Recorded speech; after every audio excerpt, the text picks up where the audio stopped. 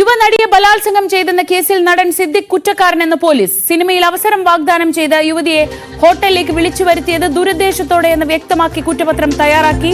Hema committee report പുറത്തു വരുന്നതിനു മുൻപ് തന്നെ നടി പീഡനം വെളിപ്പെടുത്തിയതിന് സാക്ഷികളുണ്ടെന്നും കുറ്റപത്രത്തിൽ പ്രത്യേക അന്വേഷണ സംഘം വ്യക്തമാക്കുന്നു.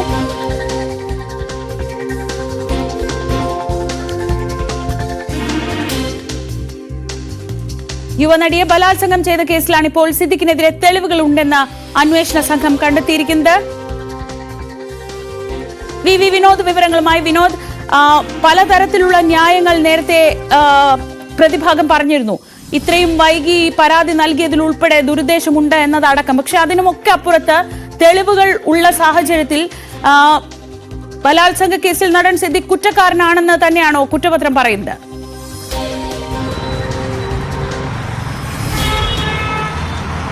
ശ്രീജ, 2016 ഈ കേസിനാസ്പദമായ സംഭവം നടന്നതാണെന്ന് നേരത്തെ പരാതി ഉയർന്നത്. ഇത് ആദ്യമായല്ല. ഹേമ കമ്മിറ്റി റിപ്പോർട്ട് രൂപീകരിച്ച പശ്ചാത്തലത്തിലല്ല ഈ യുവനടിയുടെ പരാതി ഉണ്ടാകുന്നത്. നേരത്തെ തന്നെ സോഷ്യൽ മീഡിയയിലൂടെയൊക്കെ ഈ നടി ഇതേ കാര്യം ഉന്നയിച്ചിരുന്നു. പക്ഷേ അന്ന് ഒരു പരാതിയായി പോലീസിന് മുന്നിലേക്ക് എത്തിയിരുന്നില്ല. അതേസമയം ഹേമ കമ്മിറ്റി റിപ്പോർട്ടിന്റെ അടിസ്ഥാനത്തിൽ ചില രേഖകൾ അല്ലെങ്കിൽ ചില ഭാഗങ്ങൾ പുറത്തു വന്നതിന് പിന്നാലെ വെളിപ്പെടുത്തലുകളുടെ അടിസ്ഥാനത്തിലും കേസെടുക്കാമെന്ന് പോലീസിന് നിയമോപദേശം ലഭിക്കുകയും അതിന്റെ അടിസ്ഥാനത്തിൽ വിവിധ സ്റ്റേഷനുകളിലായി കേസെടുക്കുകയും ചെയ്തിരുന്നു. അങ്ങനെയാണ് മ്യൂസിയം പോലീസ് ഈ തിരുവനന്തപുരം സ്വദേശിയായ യുവനടിയുടെ പരാതിയിൽ കേസെടുക്കുന്നത്.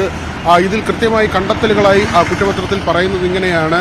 സിനിമയുടെ പ്രൊമോഷനായി സിദ്ദിഖ് തിരുവനന്തപുരത്തുണ്ടായിരുന്നു. അതിനു മുൻപ് തന്നെ സോഷ്യൽ മീഡിയയിലൂടെ പരിചയമുണ്ടായിരുന്ന യുവനടിയെ അവിടേക്ക് വിളിച്ചു വരുത്തുകയും പിന്നീട് സിദ്ദിഖ് താമസിച്ചിരുന്ന മാസ്കോട്ട് ഹോട്ടലിലേക്ക് വിളിച്ചു വരുത്തുകയുമായിരുന്നു. അവിടെ വെച്ചാണ് ഈ ലൈംഗിക അതിക്രമം നടന്നത്. എന്തുകൊണ്ട് ഇതുവരെ പരാതി നൽകിയില്ല എന്ന പ്രതിഭാഗത്തിന്റെ ചോദ്യത്തിന് കൃത്യമായി തന്നെ പ്രോസിക്യൂഷൻ അല്ലെങ്കിൽ അന്വേഷണ സംഘം മറുപടി നൽകുന്നുണ്ട്. അതിൽ പറയുന്നത് നേരത്തെ തന്നെ നടി ഇക്കാര്യങ്ങൾ വെളിപ്പെടുത്തിയിരുന്നു എന്ന കാര്യമാണ്. എത്ര കാലം കഴിഞ്ഞാലും കേസെടുക്കുന്നതിന് നിയമപരമായ തടസ്സമില്ല. മാത്രമല്ല, ഈ സംഭവം നടന്നുവെന്ന് പറഞ്ഞ ആ കാലഘട്ടത്തിന് ശേഷം നടി കൊച്ചിയിലെ ഒരു ഡോക്ടറെ കൺസൾട്ട് ചെയ്യുന്നുണ്ട്.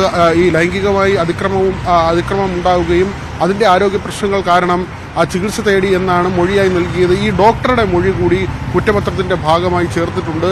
സിദ്ദിഖിനെ സംബന്ധിച്ച് വലിയ തിരിച്ചടിയാണ്. നേരത്തെ സുപ്രീം കോടതിയിൽ നിന്നാണ് ജാമ്യം നേടി പുറത്തു വന്നത്.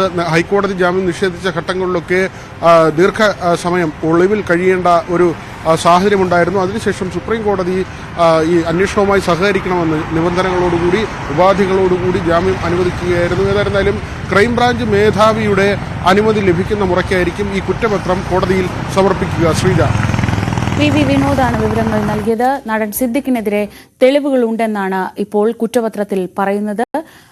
നടി ഈ പരാതി മുൻപ് തന്നെ ഉന്നയിച്ചതിന് സാക്ഷികളുണ്ടെന്നും കുറ്റപത്രത്തിൽ പറയുന്നുണ്ട്. അതായത് സിദ്ദിഖിനെ എതിരെ ബലാത്സംഗ കുറ്റം ചുമത്തിക്കൊണ്ട് തന്നെയായിരിക്കും കുറ്റപത്രം.